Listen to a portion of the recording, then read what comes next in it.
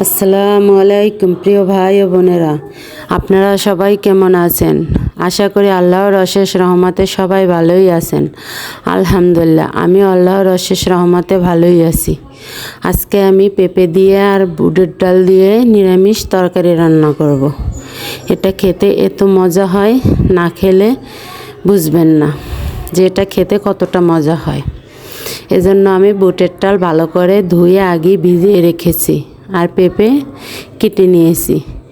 আপনারা যার যেরকমের মন চায় তার মন মতন বা পছন্দ মতন পেঁপে কেটে নিতে পারেন।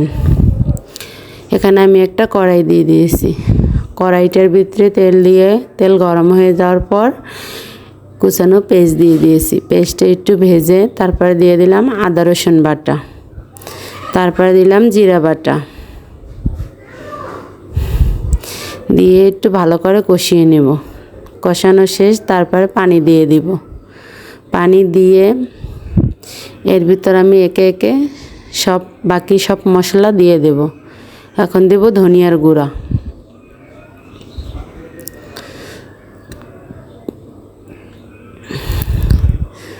তারপরে দিব হলুদের গুঁড়া,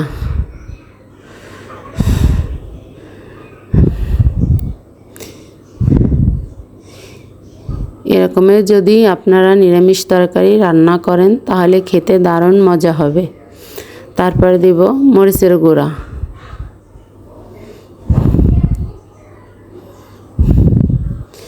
আমি লবণটা এখন দিব না, লবণটা একটু পরে দিব। তারপরে দিব কাঁচামরিচ বাটা, যেহেতু তরকারিটার মতো কালার করব না তার জন্য একটু কাঁচামরিচ বাটা দেব। এখন আমি দেব সাদা কালো গোলমরিচ, এলাচ, দারচিনি, এগুলো আমি অল্প অল্প করে দিয়ে দেব।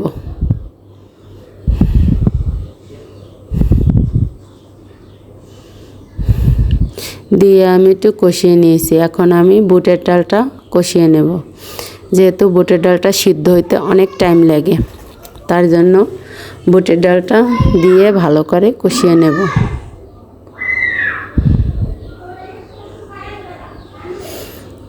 আমার কড়াইটা চুলার ভিতরে খালি নড়ানড়ি করতে আছে,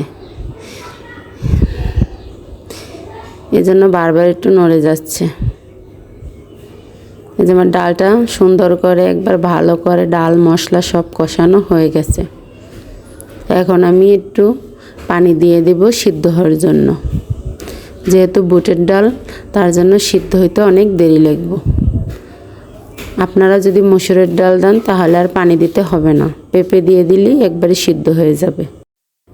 যে সকল ভাই বোনেরা আমার ভিডিওটি দেখেন এবং লাইক, সাবস্ক্রাইব, কমেন্ট করেন তাদেরকে অন্তরের অন্তঃস্থল থেকে অসংখ্য অসংখ্য ধন্যবাদ ও ভালোবাসা।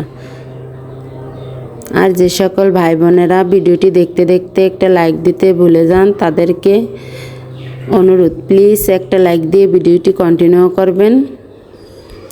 ডালটা প্রায় 60% সিদ্ধ হয়ে গেছে। তারপরে আমি লবণ দিয়ে দিলাম আর কষানো হয়ে গেছে। এখন পেঁপেগুলো দিয়ে ভালো করে কষিয়ে নিব। আসলে তরকারি যতই ভালো করে কষাবে ততই মজা হবে। অনেক ভাই বোনরা ভিডিওটি দেখেন কিন্তু একটা লাইক দিতে ভুলে যান, তাদেরকে অনুরোধ, প্লিজ একটা লাইক দিয়ে ভিডিওটি কন্টিনিউ করবেন আর আপনাদের মূল্যবান মন্তব্য কমেন্টে জানিয়ে যাবেন।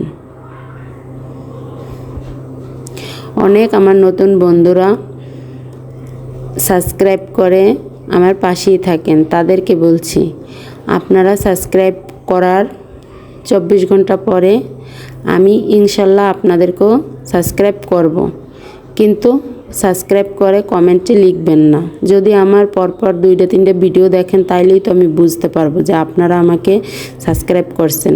আমি ইনশাল্লাহ ব্যাক দেব। আমার প্রতিদিন যারা ভিডিও দেখে সেই ভাই বোনরা জানে যে আমি প্রত্যেকের ভিডিও প্রতিদিন দেখি।